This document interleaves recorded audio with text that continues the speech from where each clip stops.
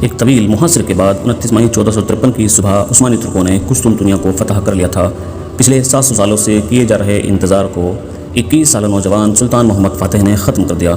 سلطان محمد فاتح سفید گھوڑے پر اپنے وزیروں اور سرداروں کے ساتھ آیا صوفیہ چرچ پہنچے۔ چرچ کے مرکزی دروازے کے قریب پہنچ کر وہ گھوڑے سے نیچے اترے اور سڑک سے ایک مٹھی دھول لے کر اپنی پگڑی پر ڈالی۔ یہ نظارہ دیکھ کر ان کے ساتھیوں کی آنکھوں سے آنسو بہنے لگے۔ 700 سالوں کی مسلسل کوششوں کے بعد مسلمان آخرکار قسطنطنیہ فتح کر چکے تھے۔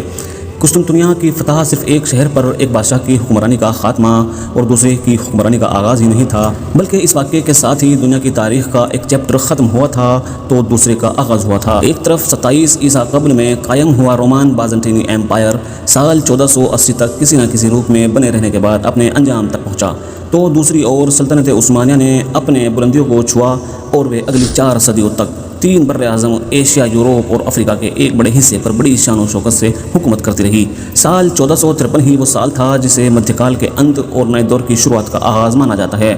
صرف یہی نہیں بلکہ قسطنطنیہ کی فتح کو فوجی تاریخ کا ایک میل کا پتھر بھی مانا جاتا ہے، کیونکہ اس کے بعد یہ ثابت ہو گیا تھا کہ اب بارود کے استعمال اور بڑی توپوں کی گولہ باری کے بعد دیواریں کسی شہر کی حفاظت کے لیے کافی نہیں ہیں۔